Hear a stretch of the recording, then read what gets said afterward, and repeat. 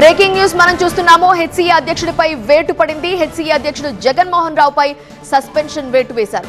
28 జూలైన జరిగిన apex council సమావేశంలో ఈ మేరకు నిర్ణయం తీసుకున్నారు. అధ్యక్షుడితో పాటు సెక్రటరీ దేవరాజ్, కోశాధికారి సిజే శ్రీనివాస్ ను సైతం సస్పెండ్ చేసింది అపెక్స్ కౌన్సిల్. ఈ ముగ్గురిపై హెచ్సీఏ నిధులు, అధికార దుర్వినియోగం ఆరోపణలున్నాయి.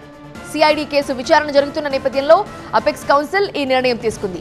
ఇటీవల హెచ్సీఏ వ్యవహారాలు చూసుకోవాలని single men committee justice Naveen రావును హైకోర్టు నియమించింది. అయితే జస్టిస్ నవీన్ రావు ఉండగా అపెక్స్ కౌన్సిల్ తీసుకున్న నిర్ణయానికి ఎంతవరకు చట్టబద్ధత ఉంటుంది అనే సందేహం కూడా ఉంది.